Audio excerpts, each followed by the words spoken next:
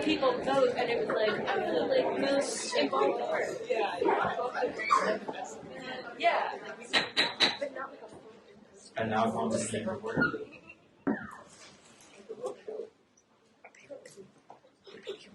Hold on one second, sorry.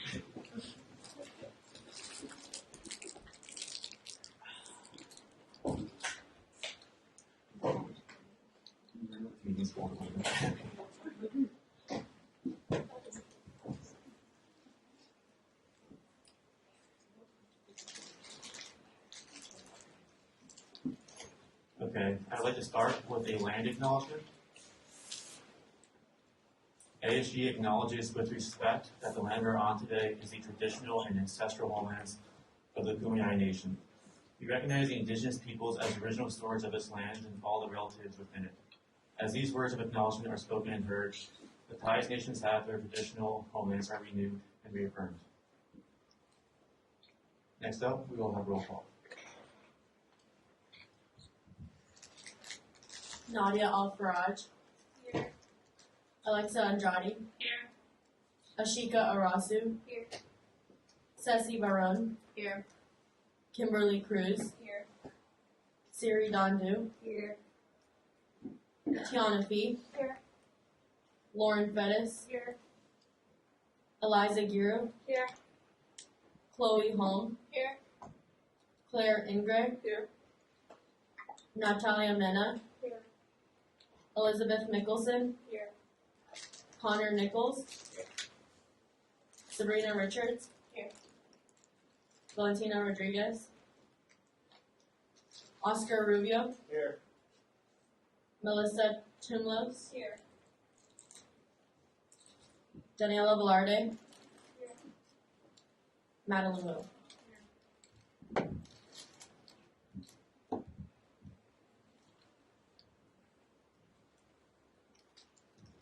Next up, we have the approval of the agenda. Do you have any motions on the floor? Senator Warren. I move to approve the agenda. Second. We have a motion being seconded to approve the agenda. Do we have any further discussion? If not, we'll move to a vote. All those in favor, please raise your placards. All those who oppose, and all those who abstain. Motion passes.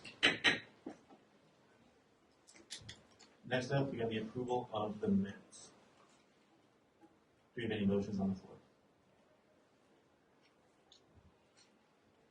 Senator Siri. I move to approve the minutes. Second. All right, we have a motion being seconded to approve the minutes from February 17th. Do we have any further discussion? If not, we'll move to a vote. All those in favor, please raise your placards. All those who oppose, and all those who abstain. Motion passes. Next up, a report from the Speaker of the Senate.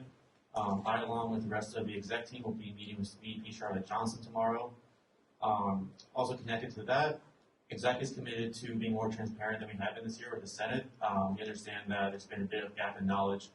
We take full responsibility for that, and we apologize. So we are going to be more open and transparent with the information to our senators, because it's not something we want to do. So we are going to be better at that. So the meeting with VP Charlotte Johnson tomorrow is going to be a follow-up on the one we had last week concerning inclusion, diversity, equity, and accessibility concerns on campus. Also, I held a committee chairs and coordinators meeting yesterday. Got a lot of great ideas and updates and insight from the chairs and coordinators, so thank you all for doing that. And thank you all for sharing your concerns with me about Senate and also the gap in information and transparency. Additionally, I'll be scheduling one-on-ones.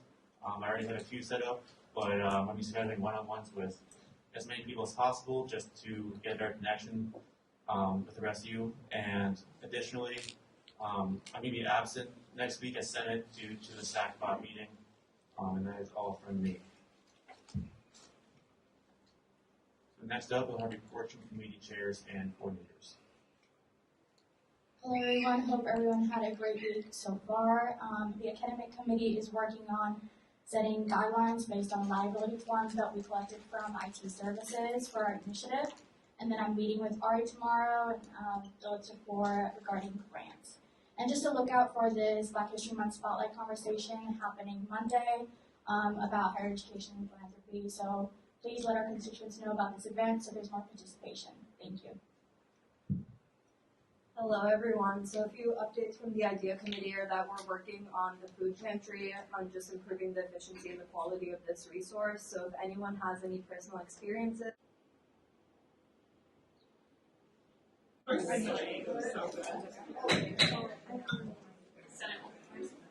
The Senate will now come to order.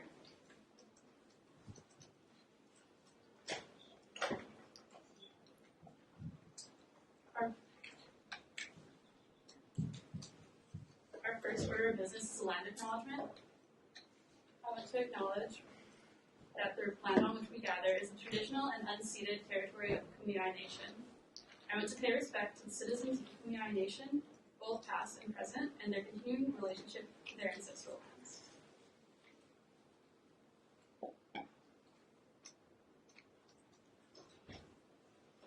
Our second order of business is roll call. The clerk of Senate will now take roll.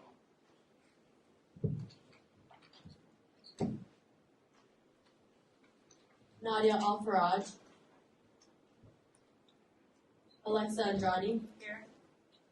Ashika Arasu. Here. Ceci Varun. Here. Kimberly Cruz. Here. Siri Dondu. Here. Jake Dredge. Tiana Fee. Here. Lauren Fettis. Here. Chloe Holm. Here. Claire Ingray. Here. Ursula Ledger. Here. Natalia Mena. Here. Elizabeth Mickelson. Here. Connor Nichols. Here. Sabrina Richards. Oscar Rubio. Here. Melissa Tumlos. Here. Daniela Velarde. Here. Madeline Wu.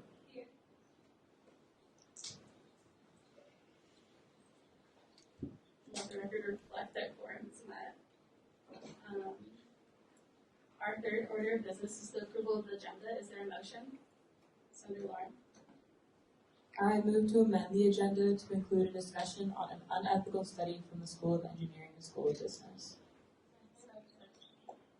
There is a motion on the floor having been seconded to amend the agenda to add a discussion of an unethical study from the School of Engineering and School of Business. Is there any discussion? If not, we will now move to a vote. All in favor, please raise your placard. Those opposed? Any abstentions? Motion passes. This agenda item will be allotted 45 minutes. Are there any motions to approve today's agenda? Senator Siri. I move to approve the agenda. Second. There is a motion on the floor having been seconded to approve the agenda. Is there any discussion? If not, we will now move to a vote. All in favor, please raise your placard. Thank you. Those opposed? Any abstentions? Motion passes. Our next item on the agenda is approval of the minutes. Is there a motion to approve the Senate minutes from February 24th? Senator Malik. I move to approve the minutes. Second. There is a motion on the floor having been seconded to approve the minutes from February 24th. Is there any discussion? If not, we will now move to a vote. All in favor, please raise your placard. Thank you. Those opposed? Any abstentions? Motion passes. The next item on the agenda is a report from the Speaker of the Senate. Since Sean is not here today, I will be giving these reports for him. So Sean is currently at SACBOT meeting with Justice, and the second report is that there's a vacancy in the tram coordinator position on campus, and the school is looking for a student to sit on the interview panel. If you're familiar with tram services on campus and would like to have a seat on the interview panel, please let him know, and he has left his email right there.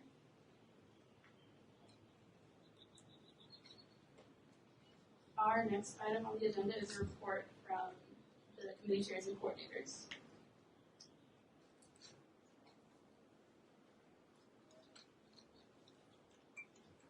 Hello everyone, hope everyone had a great week so far. An announcement, we have extended the deadline for our grants, so it would be a Friday after spring break, March 18th. So please spread the word, and our team is working on marketing, but I really appreciate it if senators or community leaders can come together and promote this opportunity for our peers, so it would be greatly appreciated. For the initiative for computer learners, we plan to work on the logistics for purchasing laptops for the initiative with Shara, and due to the increases in the prices of these computers, we hope to reduce the number of devices and or the storage. That's it for announcements. Hope everyone has a great spring break, and with that being said, please stay safe. Thank you. Hello everyone, I hope you all are doing well. So we just have a couple of updates on the IDEA Committee. We had a meeting yesterday with Jalitza about the food pantry. Thank you so much again for your time, much appreciated. It went well and we'll have more updates on this soon. We also have a brief survey for anyone who has used the food pantry or knows anyone that has used the food pantry. If you could scan the QR code, or we'll send this link out to the senators as well.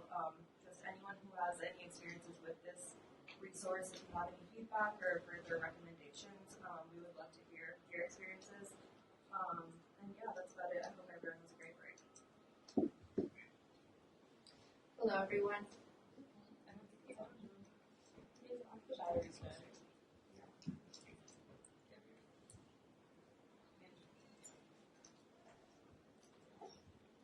Hello, everyone. Yeah? Okay, sorry. Hello, everyone. From the Student Org Committee, Mixer, an update we have with the Student Org meeting time and calendar. We spoke with Susan Engel, and the new update is that the calendar that is on EMS with all the club meeting times is now available onto our orgs for all students to be able to access it. It will also be added to the SAI webpage. In terms of ASGBC, Sheehan has confirmed that the ASGBC cheat sheet is also now available on the homepage of Truro Orgs. Some other events coming up in terms of the Student Org Mixer results that I'm mentioning now. We're planning on doing a tabling sometime soon to let other students and constituents know of these updates. And also I will do a presentation of new and returning student orgs in Hello everyone, sorry there's hella information on my slide. We had 10 lift right redemptions last weekend. One constituent did have a problem with it, and I'm going to be reaching out to them to get that all figured out. But other than that, Madeline, Wu, and Marissa are going to be doing our first constituent outreach day, which I'm super pumped about, super excited to get some feedback and kind of just connect with the community. Some topics that I'm looking into right now but don't really have that many definitive updates on are the gender inclusive housing proposal that Tyler Prisman sent to the Student Affairs Office. I've met with and heard from Dr. Avery, Tyler, and Erin Levitt-Collier. There was a focus group conducted in spring 2021 with trans and gender non-conforming individuals on campus. And a report was produced from that outlining action items that really genuinely could be implemented immediately, and the fact that they haven't is extremely disappointing, so I will be following up on that. I'll be holding a meeting with all the academic senators and DEI chair tomorrow to collaborate more on this, and I'm planning on meeting with Tyler Chrisman and Brandon McCreary after spring break to get the res-like perspective on this whole proposal. Additionally, I'm going to be working on gender affirming conscious practices implementation starting in the College of Arts and Sciences. For those of you who were in Senate last year, we produced this resolution, and the Senate before us also produced a resolution with the same notions and same understanding of being very gender inclusive and very intentional about that on our campus. And there's been no follow-up from that, which has been a bit disappointing. So I've already been in communication with Dean Norton to set up a meeting with her and some of her team after break. And then finally, I reached out to the law school's trans clinic on potential ways to support their efforts. Sorry, that was a lot.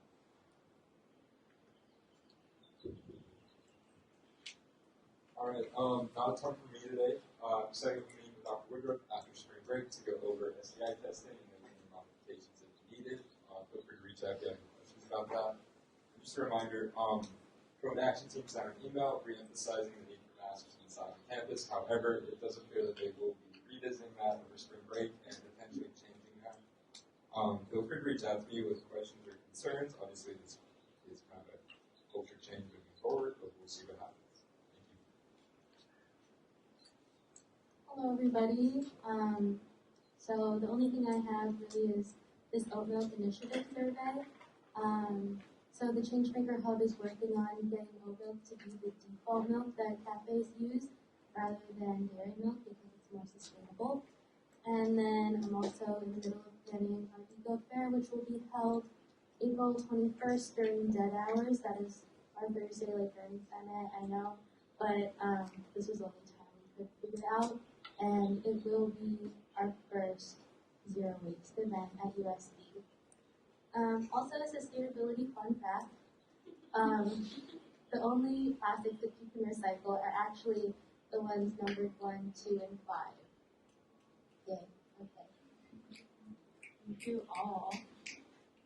The next item on the agenda is a report from the ASG Executive Board. So I'll be reading for Justice today. So she's currently at SACBOT, and then she met with the Endowment Scholarship Committee, and we'll be looking for undergraduate students to serve and approve scholarships. And these representatives cannot be in ASG and cannot apply for the scholarship. So if you know of any students who are interested, please reach out to Justice. The ASG members serving on the committee are myself, Kobe, Lucia, the PR chair, Lauren, the Student Life Committee chair, and Siri, the IDEA chair. And we're planning to launch the application on March 16th, and the tentative application due date is April 8th on Friday. And this is an update regarding the unethical study from the School of Engineering and School of Business. She's attending a meeting tomorrow at 9 a.m. That is a call for action for the project leaders, looking for more transparency on the roots of the project, racial motivation, and the power dynamics being put to play. And a thank you to Acha for organizing a space for concerned students to gather last night. And if you have any questions, support, or concerns, please reach out to her email there. And she wishes you all a happy spring break and to take care of yourselves and recharge. And she appreciates you all dearly. And then for Ari, she hopes you all are having a good week and are taking care of yourself.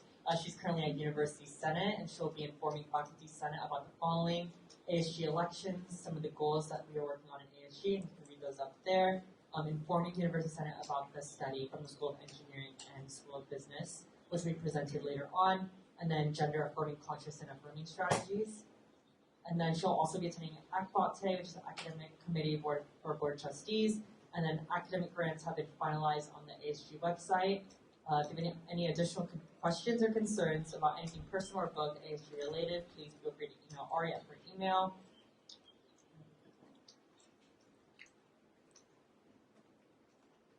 Okay, I'm going to be reading for Logan. So Logan says that we got a lot of great feedback on our presentation last week. And if you have any thoughts about it, if you have any feedback that you want to share with us, you can reach out to Logan's email. It's listed there. And there's going to be a follow-up presentation coming up sometime this month that we're going to do. I know we mentioned like the action items and stuff, so hopefully we're going to cover all of that in the follow-up. Bonding, the date. Logan changed the date to allow everyone to go to UFMC's A Night in Paris. More details to come. And then she wants you all to have a restful break. So for my updates, that's the election timeline that we have finalized. So for those of you who are interested in rejoining ASG or joining ASG for the first time, so take note of the timeline. And that hopefully should be in the marketing information. So you'll see that around, but just so you all can kind of get a good gauge, applications will be due for elected positions the 22nd. And for appointed positions, it'll be April 12th. Just make sure you note those two, and then informationals are going to happen starting tomorrow. The virtual information will come out tomorrow, and will go until the application deadline. So please make note of that. Me, alongside other senators, are doing the SSS Empower Hour, in which we're going to SSS to kind of advertise ASG, talk about what we do. So excited to do that. I had a meeting with Brandon from Housing to confirm Senate apportionment for the 2022-23 year, to figure out how many seats we're giving to each group. And then the application has been tested by the entire exec team and is almost ready to go. So hopefully, if that goes live on time, it's going to be all good. Point of clarification, what is SSS? Student support services. Thank you. Good question. Hello again. This morning I attended the athletic committee's board of trustees this morning. And then like Sarah already mentioned, the ASG TBB Common App opens Friday. So if you are interested in applying for Trail Program Board, it will be on the same application. We do have a little bit of a different timeline, but that will be on there to clarify as well. And the positions available are event coordinators, marketing manager, and brand manager.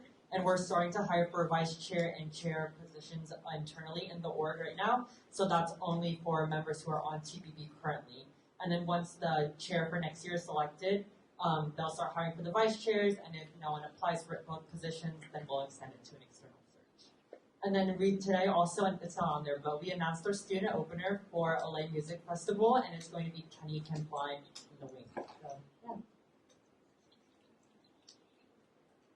Okay, I'm also going to be doing Xian's updates. So she's currently in the Board of Trustees Finance Committee. ASGBC cheat sheet has now been uploaded to the Twitter homepage. And working to possibly upload it to the funding request page on Twitter org, so look out for that. They're still needing to fill the religious spiritual org chair vacancy in ASGBC. If you're interested, please hit up Xian.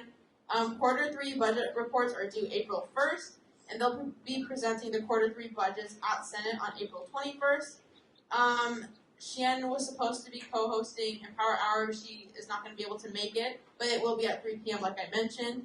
So spread the word out if you can about that. And then if you have any questions, comments, or feedback, please hit up Xian's email. It's right there.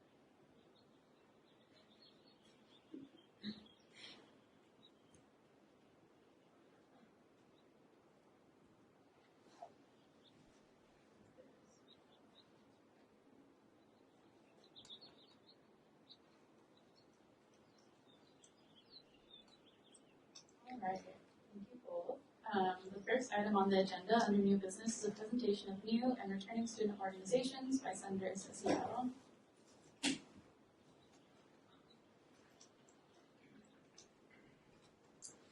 Hello everyone. Today we only have one returning organization. This organization has been vetted and we are seeking to approve them. And then we have 4 new organizations that the Student Org Committee has approved, and we're seeking approval from the Senate today. The first one is Women's Club Basketball. Their mission is to build community of female basketball players, creating a space to play for women that is not male-dominated.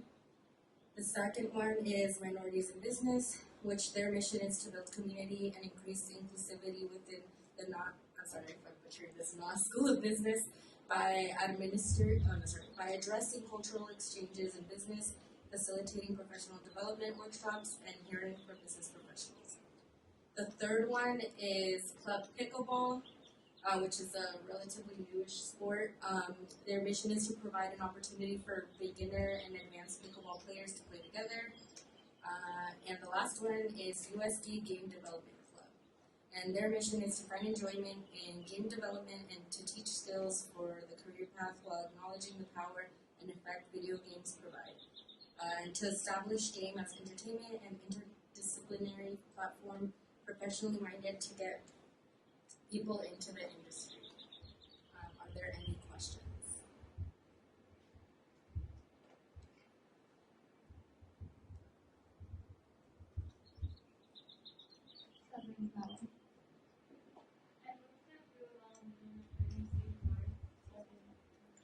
There is a motion on the floor having been seconded to approve the new and returning student organizations. Is there any discussion? If not, we will now move to a vote. All in favor, please raise your placard. Those opposed? Any abstentions? Motion passes. Thank you. Thank you.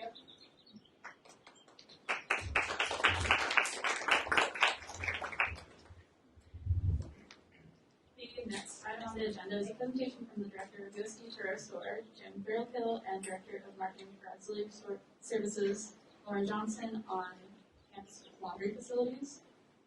The floor is now yours. Yes. My name is Jim Thurlkill. I'm the Director of the Turo Store and also responsible for the laundry services that are on campus. So if about the middle or late January, I received an email with a series of questions about the laundry service and some issues that they were having. I don't know if that has been disseminated out or if we should try to go over some of those concepts that were in that email. Number one, I guess we were having some challenges with service. So I wanted to make sure we had a new way to, or at least reiterate the way in which we can get service from the vendor. So that vendor, wash.com is the name of the vendor. They will come out on site within 48 business hours of notification that there's an issue with a laundry machine. We put some new posters up which help guide students through that process, how to submit a ticket. You could actually do that right then, say this laundry machine ABC123 isn't working, is broken, took my money, all kinds of things you can do there in that service ticket. The technician will know exactly where to go. They'll come to that site and fix that issue. We also provided some tips and best practices for how to use the laundry machines.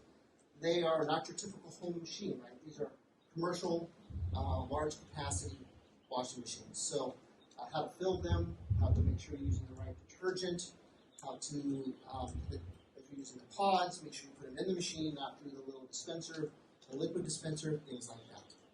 So those posters went up 2 weeks ago, I think. So we print up 50 of those and put those at every laundry facility so that that is a resource there for students to see how to make a better experience with their laundry.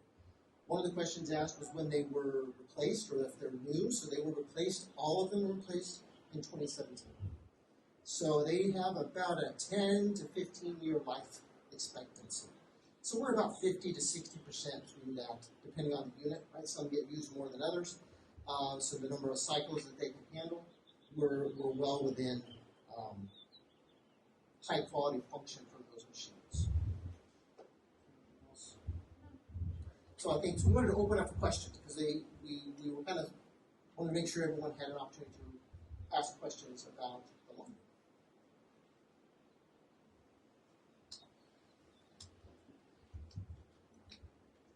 Yes. Yeah. She has Hi. you did. You did. Thank you. Hi. So I'm Chloe. I was the student who emailed you. I just wanted to ask if there's what part of the decision-making process or what goes into how many laundry machines are actually in the residential halls. Because, for instance, I lived in Saps and I think there was 3 or 4 washers, and I just noticed there was usually a backup in terms of waiting for you. So I was wondering what goes into deciding how many are in each residence hall. Great question. So there's a series of criteria that is looked at. So how much actual electrical power is available in the building. And we've had some challenges where we wanted to add some units when we did the 2017 refresh, and they said you don't have enough electrical, there's not enough sewage capacity. So sewage, water, and power are three things that are looked at. So I know that was one particular one we were trying to fit more in there. And the number of residents, yes, number of residents will determine that, but the criteria, the physical criteria can sometimes circumvent what our wishes were at the time,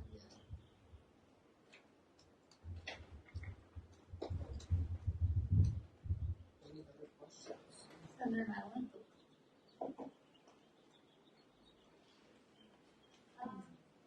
I tried to record a laundry machine, and I think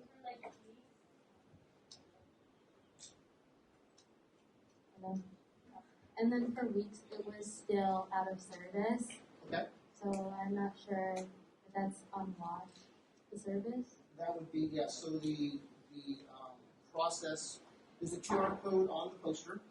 So you scan that, and that takes you to the best practices page. And at the very bottom of that, it says, "Hey, none of these questions are helping me. Submit a request." Is that the site you went through? I used the texting The application. They also have an app that you can download I did not know that. So we can be your secondary source. So if you email laundry@usdtorontoStorage.com, that will come to us, and then I will reach out to housing and say, hey, this problem is existing. We need to look at that. So yeah, so we're kind of your secondary backup. Primary, of course, the quickest is through that app. And I've gotten good feedback on that, but sometimes, yeah, that's not acceptable. They have that, then they're not responsible.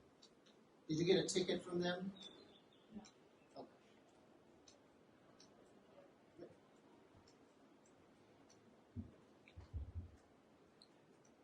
The only other thing I'd like to kind of put out there and ask you guys for feedback as well. I currently have a daughter here, she's 19, and I know how she does laundry, and to me, it's pretty terrifying.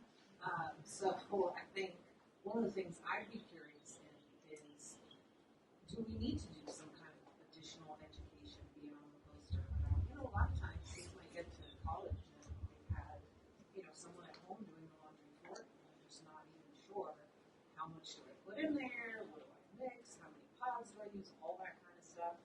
So, because oftentimes it can be user error. The biggest tip that I can just put out there is not to overfill it. So if the machine doesn't have enough room between the clothes and the water and all that, it won't get clean. So, there's just some basic things. I know some people, like my daughter, probably choose to just ignore. She just doesn't care. She shoves everything together and whatever. But I would say there are kind of best practices for doing laundry. It's not exciting. I'm sure students all have much better things to think about, but that's something to consider too. And as far as inquiries and complaints and things like that, I think for one semester we had maybe 10 or 15. So out of several thousand students, seems like they're working pretty well for most people. But as Jim said, if you submit a ticket and it goes directly to the vendor, and you notice after a week that it hasn't been addressed, definitely do email laundry@usdtorontoStorage.com and say, hey, I submitted this on this day, this is an issue, it's not been dealt with or whatever, and then he can follow up. Because we do usually, they have a guy who comes out pretty much each week to check on the status of the machines and any issues and things like that, but we know sometimes stuff can fall through the cracks. So definitely, utilize Jim and his team as your backup source.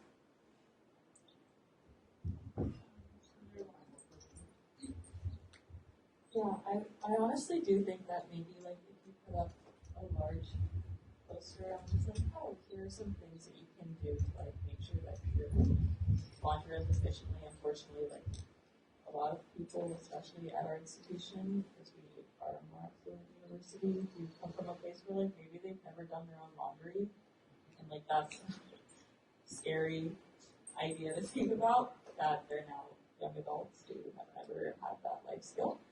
And that's that. But that, we put an 18 by 24 poster up in every laundry. So that was Okay. that was the actual so it input has from some of those like this. basic things, and then there's also a link to swash.com where they go into way more details about, oh, you have stains or this or that, whatever you really want to become, a laundry connoisseur.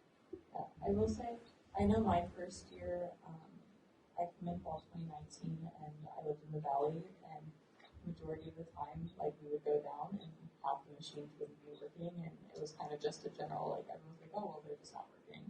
That's just the way it is. So if they're, I understand that you've gotten like few complaints directly to you, but that also might be part of it. Is just people generally are like, well, they just don't work, and that's just the reality of it. Well, and that shouldn't be the reality of it. And just so you guys know, within these last 2 years, we actually kind of have a new component of auxiliary services, which is student affairs, residential life facilities. So now there is like a true dedicated team specifically for these kind of issues.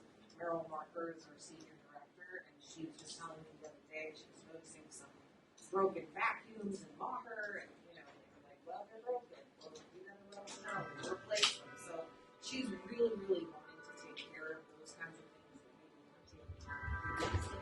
So know that that's happening too.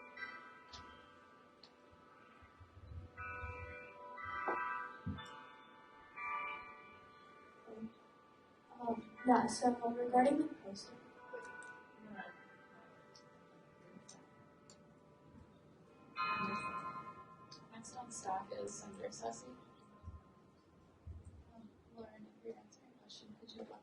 Oh, I'm so sorry.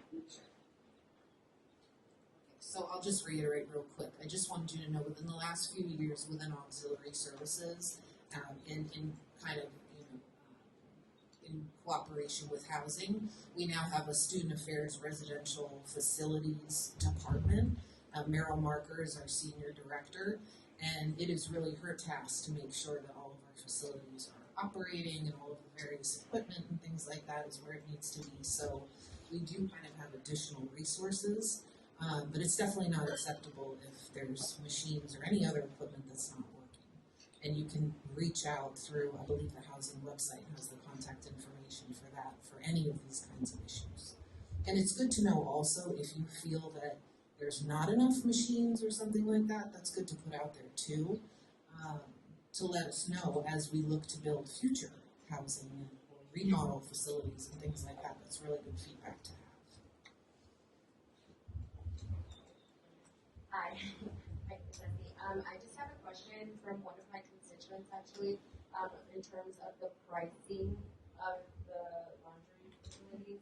So question number one, and I'm not sure if this is, if you guys can answer this or not, but, why do students have to pay to do laundry if they already spend a lot of money on housing and tuition? Like they basically give a lot of money to the university already, so, how much does USD get from this, from the facilities, and then where does the money go? Great question, and that is outside my purview, yes, absolutely. So that, if you can email that to us, I can send that to my AVP. But I mean, I would say that one of the things is, you don't know. There could be a student who, they go home every weekend, they do their laundry at home. There could be another student who's doing 10 loads a week. So, right now there's no laundry costs associated with your housing costs. So it would be, I think it would be a little unfair to kind of fold that in and just assume, well, the average kid's going to do 5 loads a week, so let's put that in the housing cost. So these are like additional costs. So that the housing tuition doesn't cover the laundry facilities, the water, the usage of having a vendor do maintenance and all that kind of stuff. So that's where that comes from. But we can try and get additional information if you send those to Jim. Next on staff is Senator Yoshida. Hello, thank you for coming.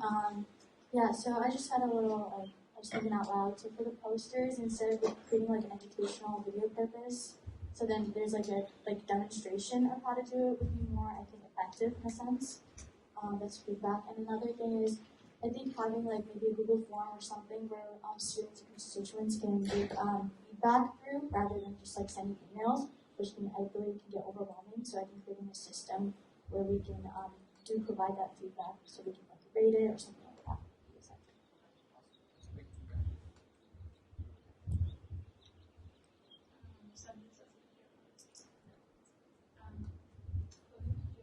Yeah, sorry, I just have one follow-up. I was curious, I'm not sure if you were still in the same role.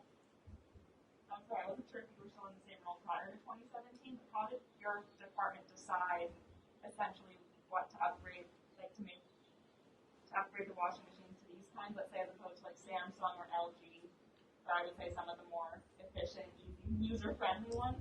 I was just curious about why these specific washers and dryers were chosen. Yeah, unfortunately, I don't know that. Okay. I know the ones we had before were 10 to 15 years old and had not been rotated out for quite some time. And so at the time, that was the most current technology that I'm aware of, but I can try and find out for you. Yeah, can you know me if That'd be great. I believe usually what happens in a vendor process is there may be a request for proposal put out there, and then I believe typically we'll get information from several different vendors and then sort of assess costs for services and those kinds of things before they decide on which ones they're going to use. Senator Melissa?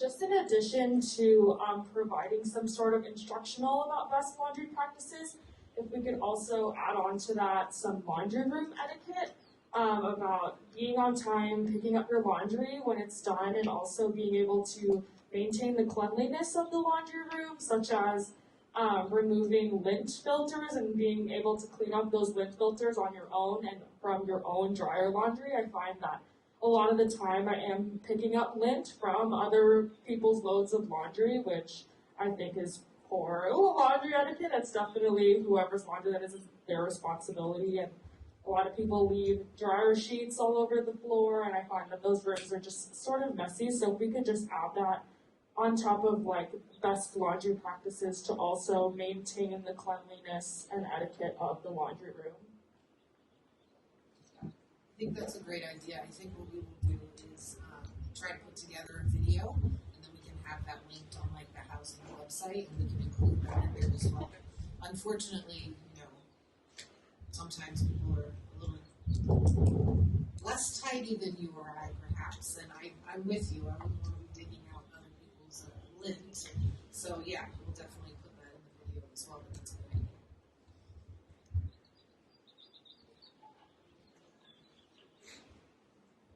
Next on staff is Senator Clay.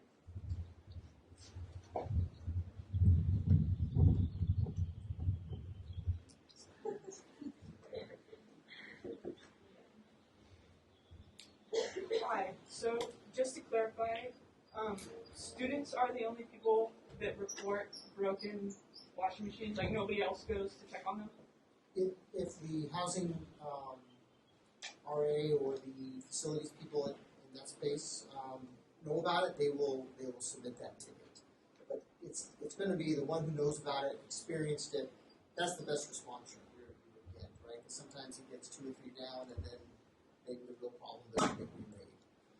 The most important thing that we found when submitting tickets is having the right machine code, right? There's a code on a 6-digit code, knowing exactly which machine that is. The technician is supposed to respond quickly and know exactly where to go, where that machine is located.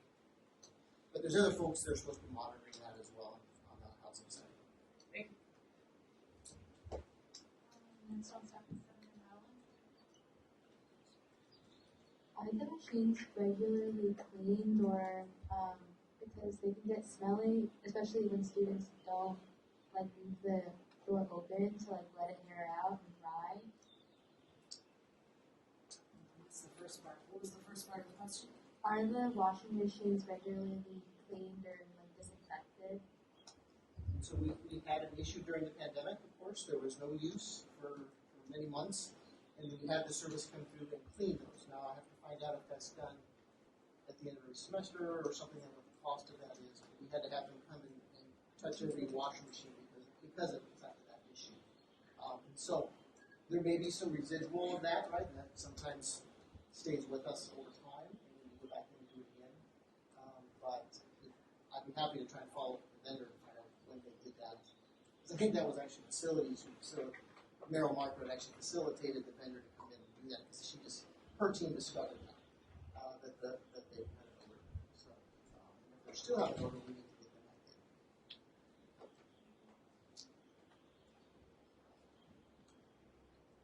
Is there further discussion, questions?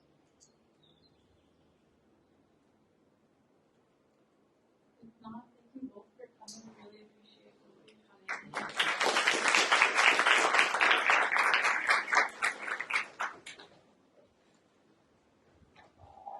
The next item under new business is a discussion on an unethical study from the School of Engineering and School of Business held by co-chair of ACHA, Brianna Pacome, and programmer of ACHA, Shayla Rodriguez.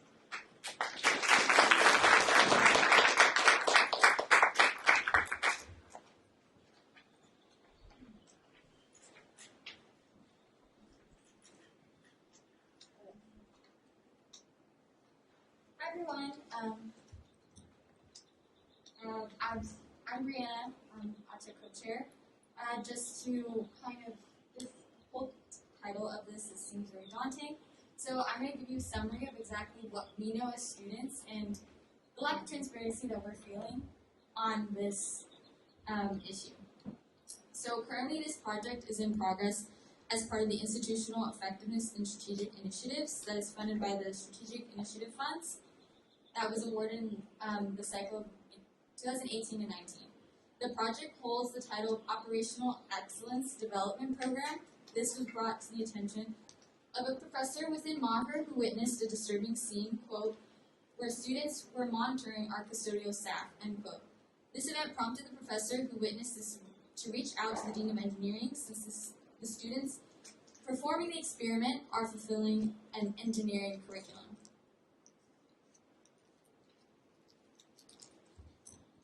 Can you hear me? Okay. This occurred last week, and the message towards the dean was sent as of Sunday morning. A response was not received until yesterday afternoon. Let that sink in. That was 72 hours. I feel like I can hear me. Okay, I can hear you. Okay.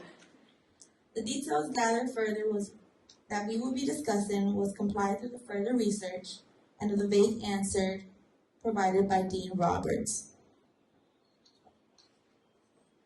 The practice of this project involves students interacting with custodial staff through a translator and timing how long they work. Students participating in this understand their objective to be improve the efficiency of workers and to ensure that they are not being overworked. However, due to the nature of this project, currently classified as not a research project, no one supervising them prompt them to do an IRB, which is review board that regulates any research conducted with human subjects, which also has not been approved yet. So this means that they're not required to get written consent or to let the workers know that they have the right to opt out of this observation. And also playing into the power dynamic of a student approaching custodial staff.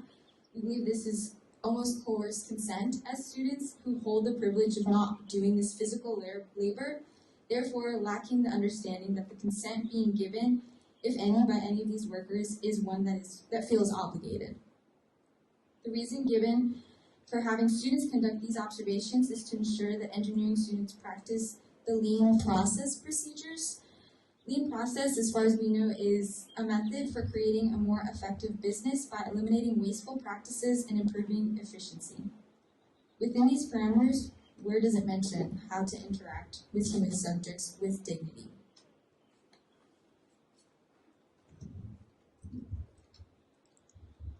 Humans are not just a process. They are a psychological factor and power dynamic in play that are disregarded. They are human beings. No human deserves to be placed in this situation, especially for a research study. For clarification, these practices are not at fault of the students participating. We are questioning those in authority.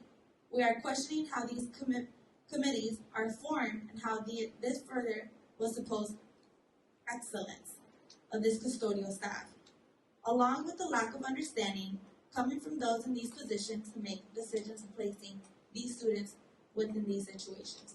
Students who have never or may never have to do physical labor like our custodial workers. As we know, we are in a predominantly white institution. Race and ethnicity concerns on this campus, of those seen and unseen, and how we understand the experience of marginalized peoples has gone overlooked for far too long. This project is only a sliver of the changes that are happening on the campus that are meant to serve us as students. Yet during these changes, there are no students involved. We are not aware of what's going on and who these people are within these committees. This is not because there's a lack of demand on our part. We have been demanding to be involved and to be aware of what is going on with the changes, and we are demanding our own changes. We can present a list of demands from multiple multicultural and marginalized student organizations just from within the last 2 years of changes we've been asking for on this campus. Many of these changes that we ask again and again for our things are that put on our shoulder to see through. Personally speaking, the effort of this project are completely contradicting the work we as an organization and other multicultural organizations do. Last semester, ACHA, MECHA, Alpha Pi Sigma planned the entirety of the Virgin of Guadalupe festivities, where we highlighted me personally interviewing these custodian workers to uplift their stories. And now what are we doing? Dehumanizing them. There are students in these orgs that talk with these staff members, know their story every single day. And we mistreat them completely, and that is unacceptable, especially as USD being considered a change maker. I understand that this may seem we are speaking on the behalf of the workers. We are not. While some of you may question the legitimacy of our attempts and our connection with these workers, we ask that students do not overwhelm them. We approach this gently because many are undocumented, don't speak English, or hold the beliefs that any resistance that they put up can lead to their termination. I'm not sure some people are ready for that conversation. So yesterday, multicultural students and other student leaders came together to address this unethical research's failure to adhere to USC's values while lacking sensitivity and knowledge on the issues at hand.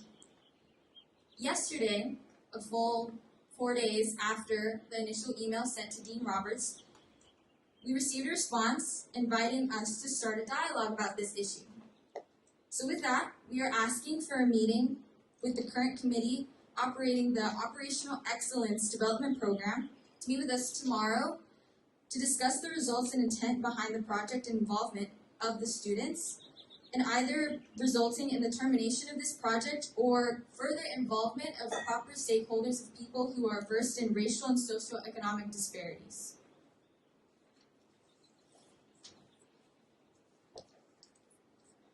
This is an example of unrecognized privilege, which can drive individuals to believe that this is very minor.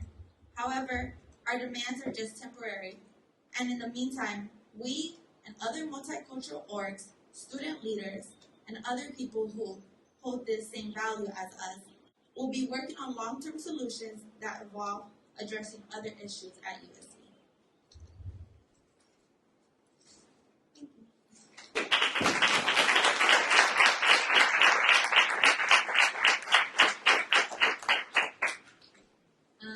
We are open to questions. Keep in mind, we don't know exactly. We aren't in an engineering project, so our response might be limited. Another one.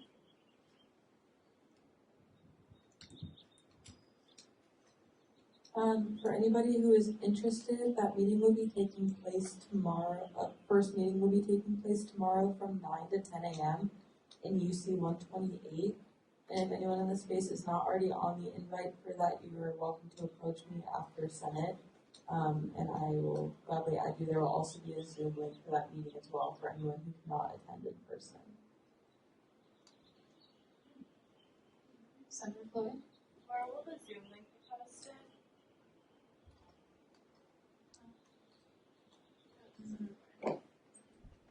On that GCAL invite. So if you'd like to be involved one way or another, please come see me afterwards. Also, if you can't make it to the meeting, you can approach me or Brianna, and we'll get in contact with y'all. Thank you guys. Senator Melissa?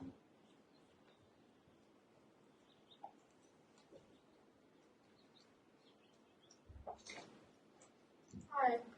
So I just wanted to thank you guys so much for coming and having the courage to really get us to be informed about things like this going on campus. I don't have any questions, but thank you for bringing this to us, and I'm just extremely appalled at this, regardless of their intent that this practice is unjust, and this practice is regardless of whether it was how its motivations, because a lot of our custodial staff contributes to the well-being of our university, and that our custodial staff primarily consist of Latino and Black workers, and so if we are treating them this way, what does that say about how USD welcomes BIPOC staff on our campus?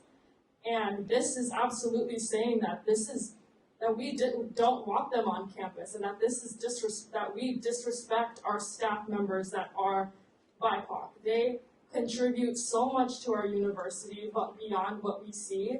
And I just wanted to say thank you for bringing this, and I stand by you guys and what you're doing. Senator Claire.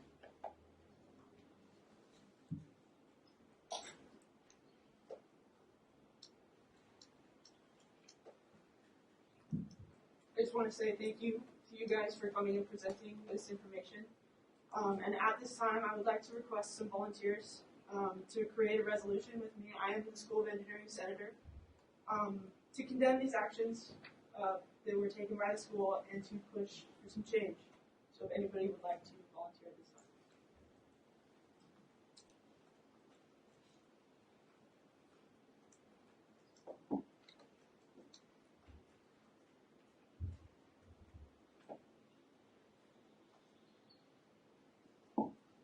You can also approach Claire afterwards as well.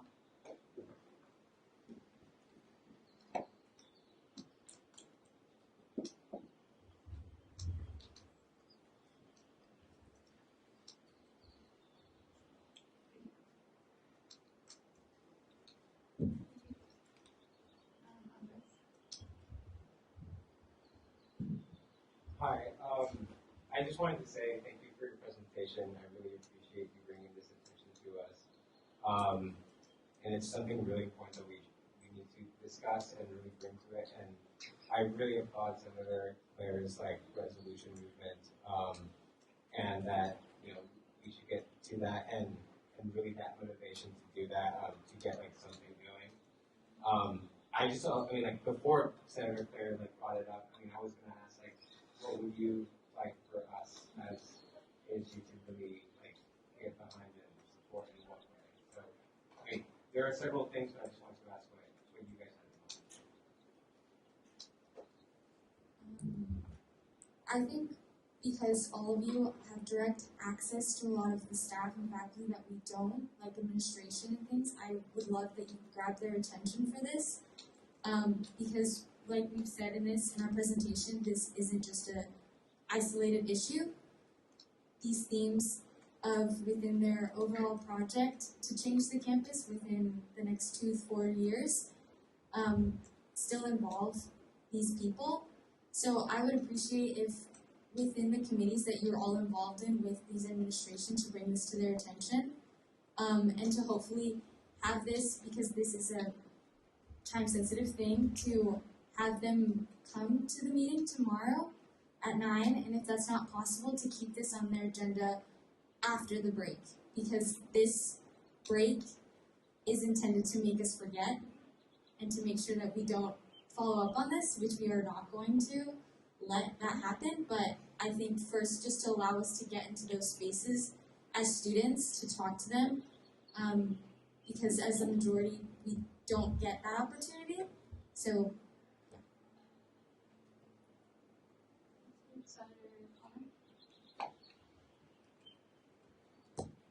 Thank you guys for coming. I was curious if you guys have talked to any students who may have been part of that, and if they had, I understand they're completing assignments, they may not have much say, but if they had any reactions to this? Yeah, we have spoken to some of the students. Due to privacy issues, we won't put their name out there, but I think they're definitely taking it a different approach we are. There is two sides of the part, but like we said, there's always dialogue that we're willing to do with them. And I just wanted everyone to remind you that as students have more power than we really think especially because we pay tuition and some of us are really here because we want to be here, and you have say of what the USD Changemaker does. So, and I hope that we hold USD accountable and everyone else accountable as students, especially because we're here as a community as a whole. And remember, this isn't going to die down even after spring break. Next on staff is Senator Russo.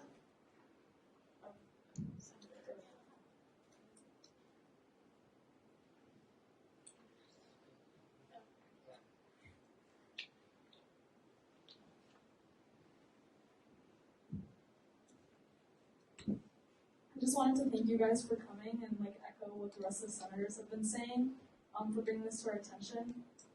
And I just also wanted to note that psychology majors and a couple of other students, even in biological sciences, a requirement for that major is a research methods class, and one of the big things that is taught in that class is to get consent from those participating in a study and let them know that they have the ability to opt out. So I definitely think that working with Claire, we could form a resolution where on-campus studies require consent, because it's kind of contradictory to be taught that for your profession in different colleges here and in different types of study, but then the professors who are teaching that aren't implementing those practices into the studies that they're having on campus. So I just want to thank you, and hopefully we can come to a solution and implement something in the future to prevent this from happening again.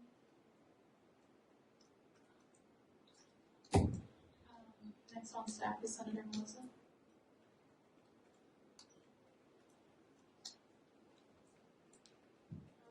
Well, this is a question for Siri and for Claire. So I know that Claire had brought up doing a resolution for the School of Business, and Siri serves as the chair for the Inclusion, Diversity, Equity, and Accessibility Committee. And I think it would be fruitful if we collaborated with the School of Business, and if we can support that resolution, because I think this absolutely does concern issues with race and with the inclusion of our staff members, and I think that the IDEA committee could also keep expanding this conversation beyond just the specific issue and try and address these themes of racial inequities and how we treat people on campus, how we treat BIPOC. So I just wanted to throw out the idea that I think that we could collaborate with this and keep expanding further on issues similar to this.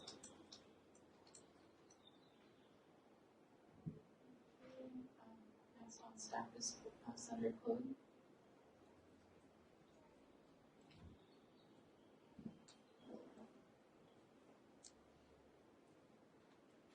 Hi, I just wanted to say thank you so much for coming and presenting. I think this is really important, and it's important that people hear about this. I just wanted to bring up again that last night at the meeting it was discussed that this was not considered a research project, and so they did not have to get approval for this. Is that correct? And they didn't have to go through the background check or I know there's a process for making sure that research projects are ethical, but they did not have to go through that because it wasn't what is it called? It wasn't published, right? So we're not entirely sure why it's not considered a research project.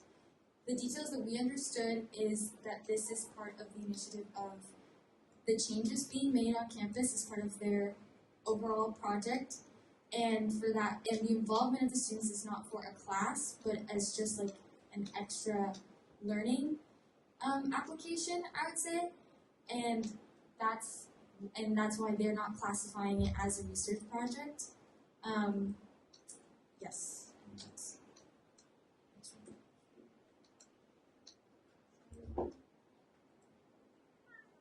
Yeah, I would like to add two things. All of the involved professors and faculty and admin who are relevant to this conversation have been added to the invite for tomorrow. I did check all of their Google calendars, and those who were added were available, and I received responses from a few of them who said that they're unable to make it, and I made sure to remind them that their calendar says that they are in fact available at that time. I've received feedback from the main professor on this project that our words are hurtful to him, and that we haven't given him or the other people involved a chance to speak on this, and as such he politely declined our invitation, even though the invitation was for him to come and speak with us about the particulars of this project, which I also reminded him in my reply. Shoot.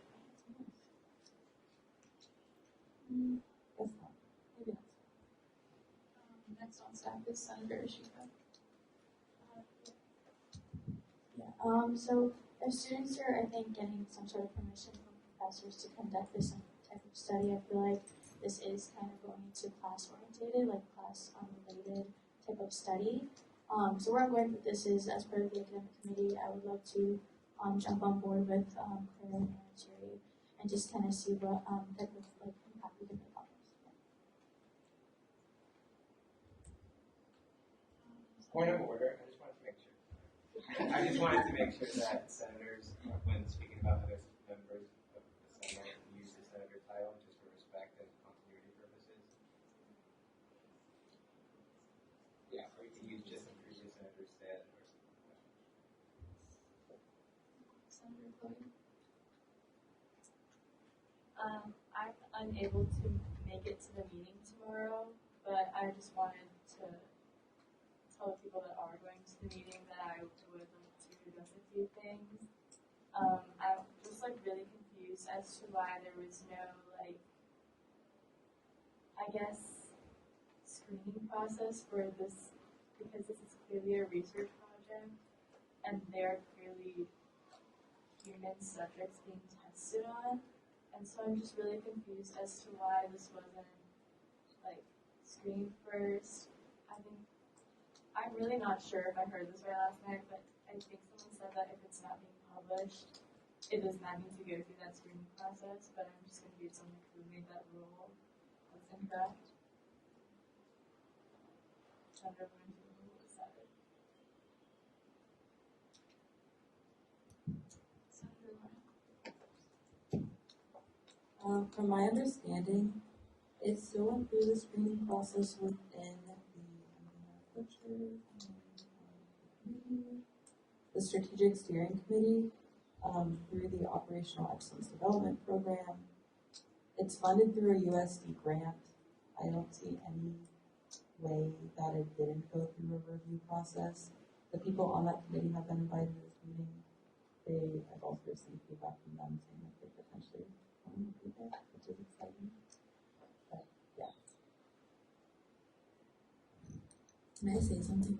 I'm not sure how to read this book. Sorry, guys. Regardless if it was being published or not, these humans are being now treated like a subject. And that's the problem. At the moment that they realized and they turned on that clock to time them, that was the problem. The moment that they woke up at 5 a.m. complaining that they had to go at 5 a.m. to time them, that's the problem. So regardless if it was published or not, they should have received consent and an entire awareness of what was going on. And I'm not sure who translated when they were with the students, but how do we assure that that translation was made correctly? Made that most of these workers don't speak English, or English is their second language. But who am I, right?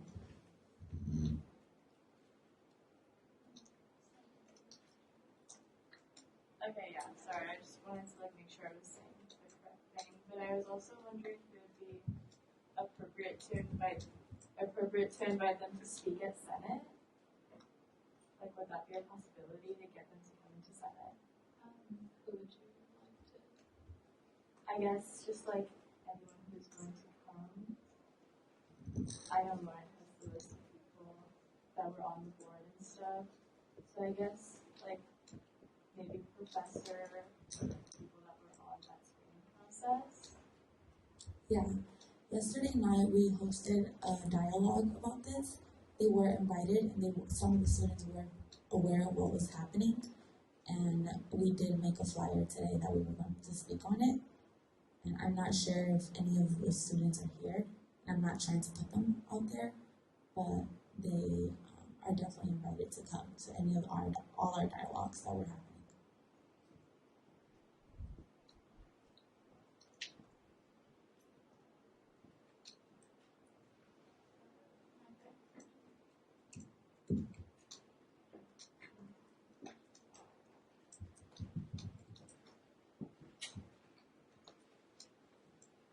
Hi everyone, I'm Tibet Banco and I'm the advisor for the IDEA committee. Thank you both for being here.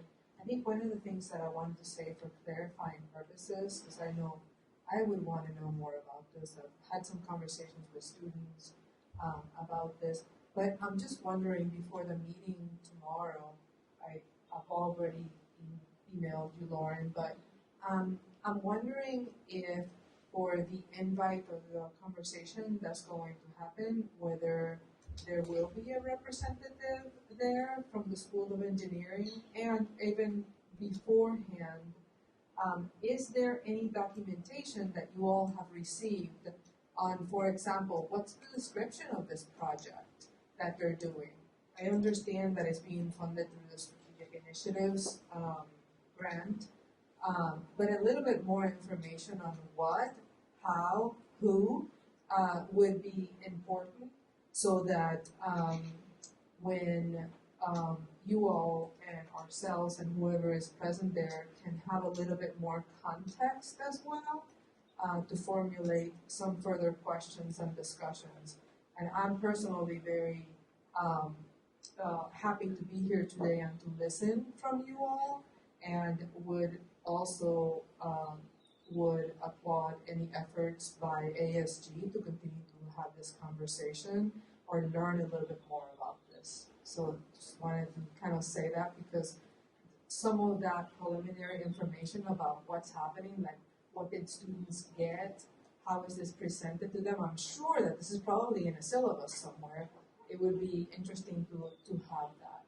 So just wanted to point that out before the 9 o'clock meeting. I know we're like, sure.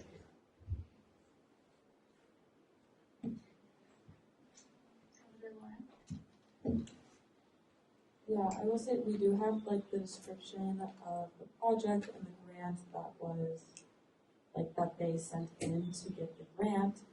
We have the names of all the professors who were involved in it.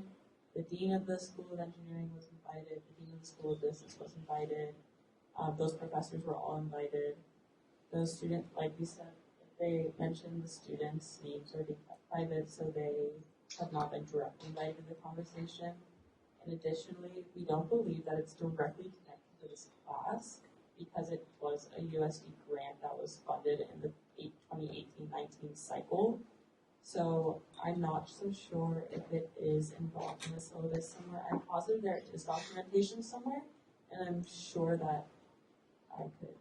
I'm just kind of curious, why would students be taking up a project that is not being directed? I'm sure it is being directed. It has faculty supervision, and those faculty have been invited.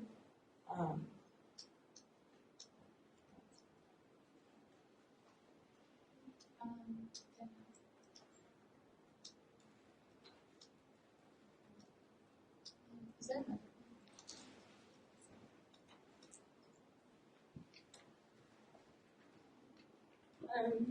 Hi, my name is Danielle. I actually am one of the students who's in the class where this project is being conducted. I think a lot of information going into this project we were a little bit in the dark about, and so when I heard that it would be getting addressed in today's meeting, that's why I decided to come here and hear what's talking about, and I'm really grateful that you guys have been bringing this up because clearly there are a lot of unethical things going into this project and it does need to be addressed and changed. if this brings any clarity, it is a part of a class we're in, and it is like a portion of our grade, so it is associated with that. I just wanted to come and kind of hear just the different perspectives being brought so that I can stay educated and see the best way to move forward, as this is still happening with us and we still do have like deadlines that we're meeting, and just see the best next steps to take and how I can stay involved and remain ethical in this process, and what's best to do from here.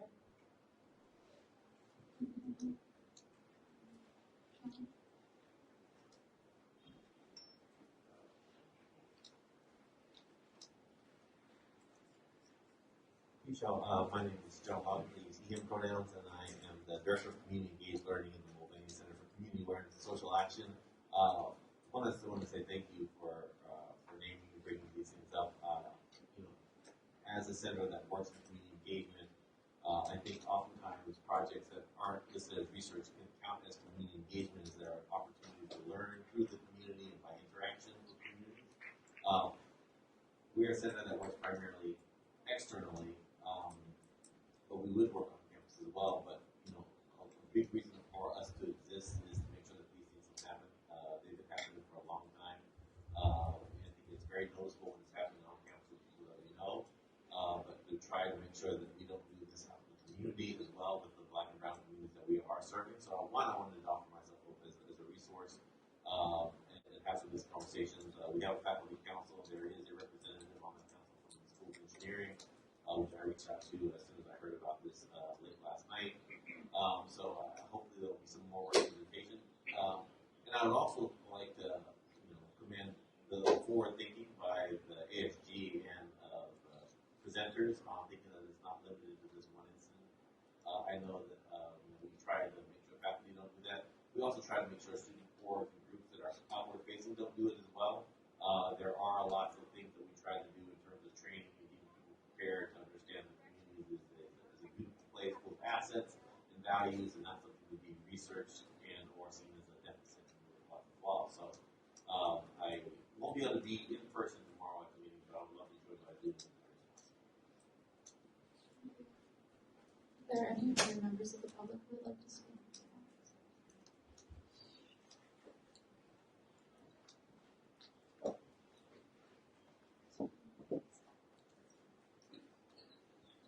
I just wanted to again echo thank you so much for coming. I was able to join the meeting last night via Zoom, and it was really great to be able to hear a lot of different perspectives. One of the things that I think bothered me the most about this when I found out, I texted a few of my friends who are industrial systems engineers, all seniors like myself, so they aren't actually in the class. But the responses that I got from them were so dissonant from the reality of what's going on. Like, I just got a one sentence like, oh, I don't know that professor, that's pretty standard operating procedure for industrial systems. And I think one of the things that was discussed in last night's meeting, so I'm not sure if everybody was able to go, somebody made the point that with looking at lean processes, you're just like studying a certain feedback loop or labor loop, and the whole way that people can like rationalize doing a study like this is just completely removing the human from the labor that is being done by them. And I think if that's like the feedback that you're maybe getting from the professors of like, oh no, we're just looking at the labor, like having that rationalization in and of itself is so dehumanizing to the people involved, which I think is really like part of the central issue. And another thing, I understand like having community applications or having external learning outside the classroom can be complementary and can be helpful for our students, but I don't know if it's necessarily the parameters of the funding or the professor who chose, but like why does this have to necessarily be confined to custodial staff? Because it's just like it seems so blatantly racial when they could apply these same systems to so many other areas of campus. Like you could be looking at how parking services is like excessively ticketing our students and what that means for financial repercussions, or like there's just so many other systems that you could apply these same approaches that wouldn't be so incredibly dehumanizing as like having students literally monitor people clean toilets. And also the fact that we have like a 30-minute discussion basically being like, oh, our students don't know how to do laundry, like you think we know more than custodial staff about cleaning, like it's just so privileged. And yeah.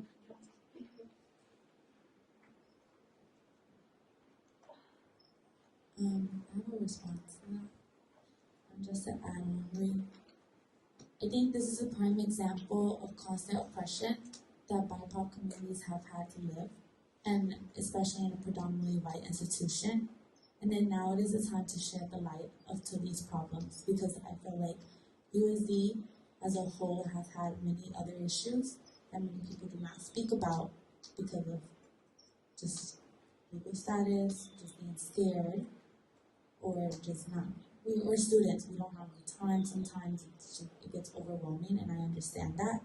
But now it is the time to shed the light to that. And it's constant oppression that we're living, and if we don't act now, after we graduate, it's going to continue happening.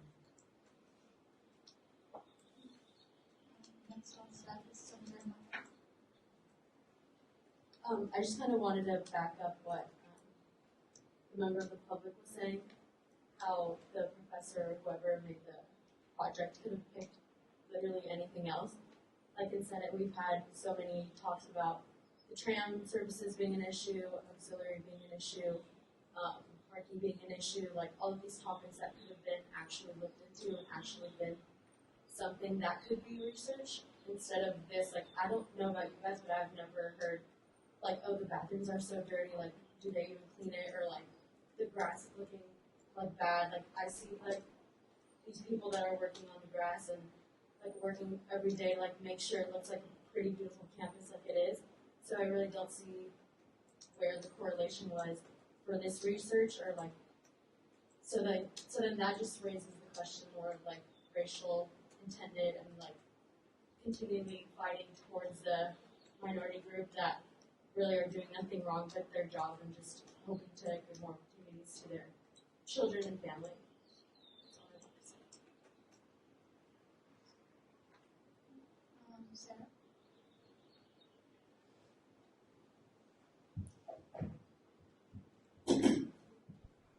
First of all, thank you both so much for coming, and I know you didn't come here to seek validation, but I do want to give it to you. Like, your presentation was amazing, and I think you all are like the embodiment of turning passion into action. I think you both should be really proud of yourselves. And I went to the meeting yesterday, super well conducted and organized, and it was brilliant. I also want to commend the senators for speaking on this. Like, your action right now is like inspiring, and I'm so happy to hear you all like really invest in this. And I want to remind everyone, like, USD is trying to become a Hispanic serving institution. And I think if anything, when we're talking about this issue, we have to realize that it's sounding more and more like an investment in diversity is becoming a convenience for the school. So, we can't take these institutional like pushes, such as diversity, equity, and inclusion, and turning into a Hispanic serving institution at face value. We cannot understand these issues without looking at the history and this lack of cultural competency that's existing right now. But thank you so much, and I'm so proud of everybody in this room for doing what they're doing.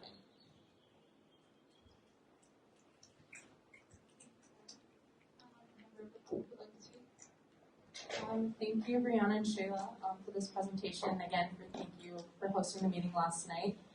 I just have a question in regards to like what the rest of the student population can do, because I know those involved with the meetings and Senate, we have action plans, but I feel like the rest of the USD student population, like what can we do if we, let's say we can't directly attend the meeting, or what conversations can we be having, what resources can we be spreading just to keep that conversation going? Because as previously mentioned, I feel like a lot of economic incentives drive the problems here at USD. So if we're the voice behind these economic incentives, then I feel like we can make that change. So if there's anything that like the rest of the students can do on campus, like please let us know. Thank you.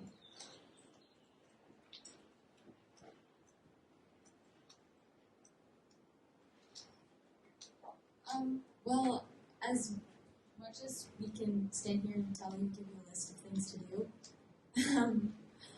I would just say maybe first, I don't want every student in here to do this, but like try one day getting to know someone of the custodial staff and understanding them as a person. They are invisible, they walk around, we completely ignore them.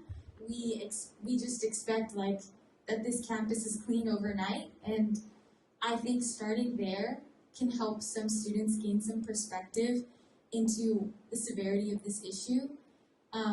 And if you don't feel comfortable enough, and I also do not want the custodial staff to be overwhelmed with a bunch of students, just like if for any of us who have a personal connection with any of them, like we would love for you to hear that or to attend events that are uplifting them.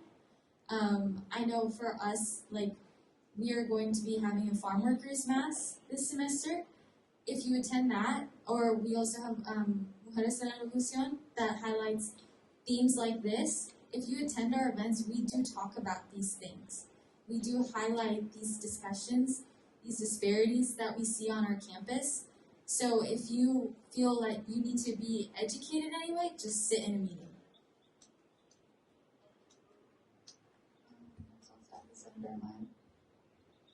Like what Brianna was saying, like just having conversations and engaging with them. I think also just a simple thank you or a simple like, hello, how are you doing today is enough to just make them feel seen and make them feel appreciated for all the work that they do.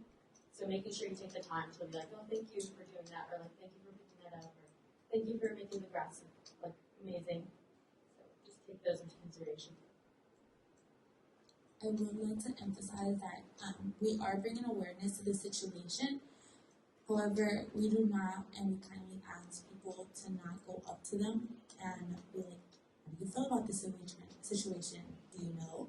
Like, especially because there is a language barrier and we don't want to make them overwhelmed or uncomfortable, especially if they think that they're doing something wrong because they're not being fined by a student or something like that. So please do not go up to them.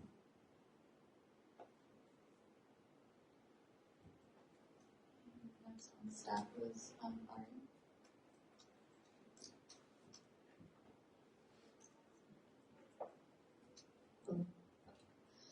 Well, hello there, everyone. I just came out of Faculty Senate. So first of all, thank you so much for being here, Brianna and Shayla, and for bringing the conversation to this room and really having all of us discuss. A little bit of updates on the faculty perspective. So I spoke with them today and I had informed them as to what was going on, especially about this research project that is currently being conducted under the Department of Engineering. It so happened that Dean Shell Roberts was present within that virtual space. And in my perception, very much trying to be, essentially I would say, basically just trying to find a way to validate the whole processes by mentioning that this has been conducted in the past and that there's no IRB process that hasn't been involved, and very much essentially saying like this is a learning opportunity for all of us to understand. So there was a bit of frustration in my personal sentiments that I felt when I vocalized and I heard that. But definitely know that this will be an ongoing conversation. But to further provide some optimism and positivity, please do know that there are many professors who disproportionately disagree with this whole thing. Now, let me reword that. Highly disagree with this. Thank you. I'm so sorry. I've not had much sleep today. It's been a very long week. So highly disagree with this entire project, the process of it, the way that it's gone about, and the way that it's been conducted. And so we have a lot of support on it. And we will have a couple of faculty members there tomorrow that will try and show up as well. And for those individuals that cannot be present within both the virtual sphere and the physical sphere, they will want to have an ongoing conversation and very much vocalize their thoughts and support us. So please do know that. And yeah, thank you very much. Point of order, a lot of time for this section has ended. If senators would like to continue to speak about this, or if there's general business that there should be more to say, you're welcome to go on it now. But this session.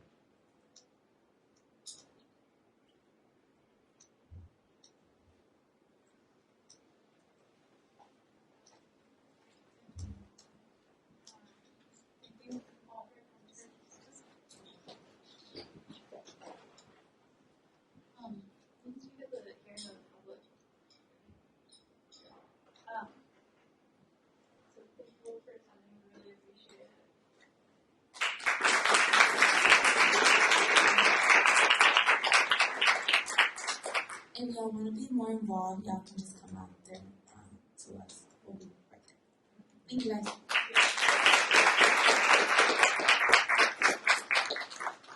The next item on our agenda is the final business and hearing of the public. At this time, any senator may take from the table any motion previously laid on the table the week before or present urgent business. Any member of the public may voice any concerns to the assembly on non-agenda items.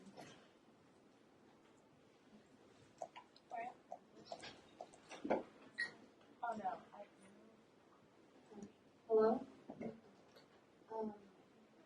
speaking about this. I work at a here, and I have a personal connection with a lot of the staff. I've talked to a lot of the staff. And I know that, I don't know if there's a better way to support them, because I know they are understaffed and underpaid, and a lot of, like in those situations, I don't know what to do to support our staff.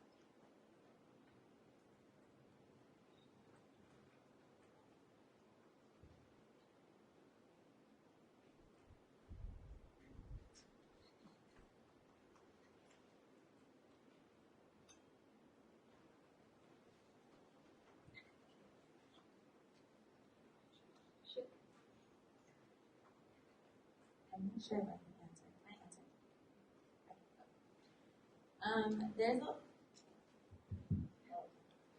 There's a lot of issues of us not even saying thank you or hi to them.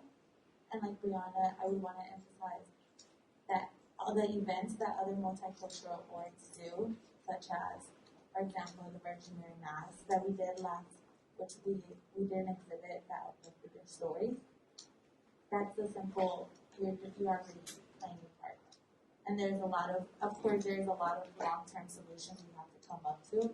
But as a student, like I said, we have a lot of power to do that. But actually coming involved and saying, like, hey, I want to, like, coming up to us and saying, hey, like, I want to be involved. How can I help you? And trust me, we have a lot of work to do. So I think that's the first step.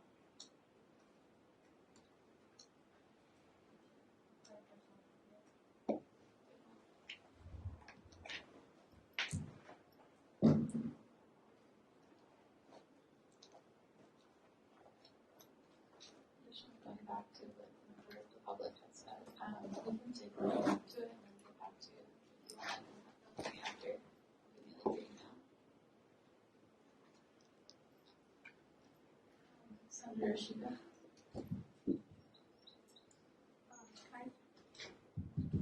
To kind of answer the question in a sense what we can do, I think on top of bringing awareness, I think creating, like when we're having a conversation with faculty, it should be more of like human to human conversation. So like, how are you doing? What's going on? Rather than kind of putting them in this type of view or aspect. So I think that would be like the first step that we can make to just have that type of conversation, and then kind of move on to what can we do for them and how we can come together as a community.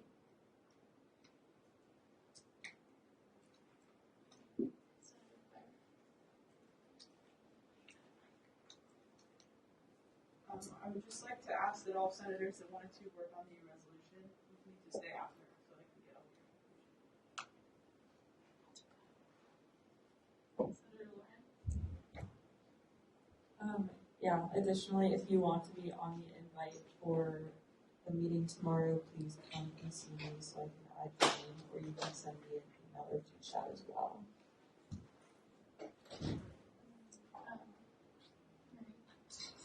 I had a question. I don't know if it was something that could be addressed by any of the senators or maybe the admin staff that work with ASG.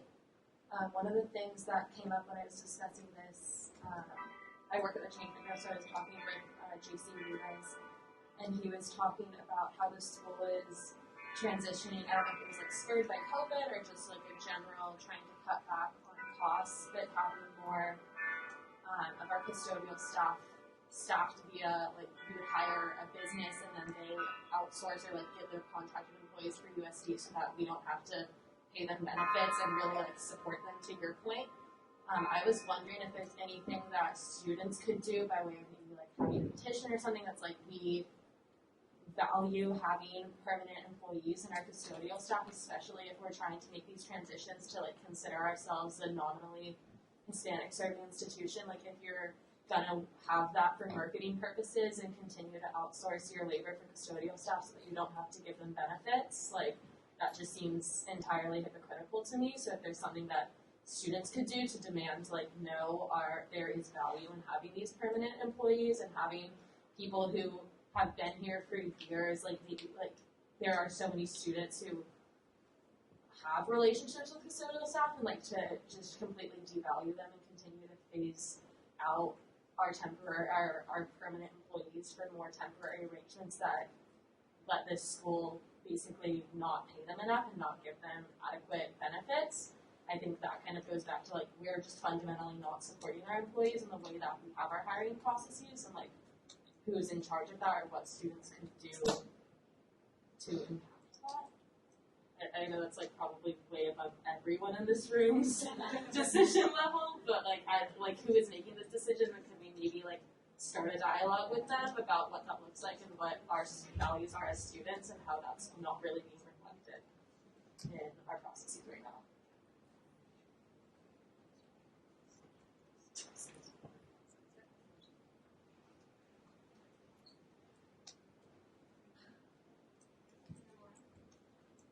Yeah, I think that's definitely a conversation we can have. I'll check with Alexa and Maya to see what the space in our speaker schedule looks like for the rest of this year too, and we can maybe see if we can have, particularly the director of facilities, whoever like is in charge of that section, for them to see if they can come in and speak on that as well, because I think he makes some other different points.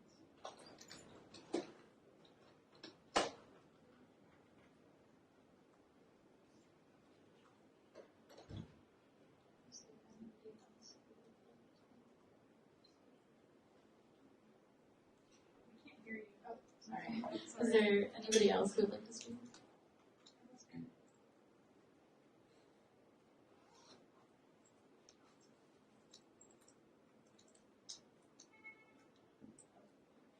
Senator Arisa?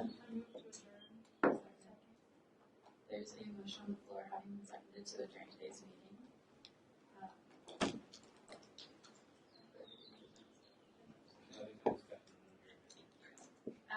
We'll now move to the vote. All in favor, please raise your placard.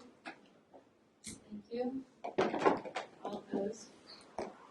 Any abstentions?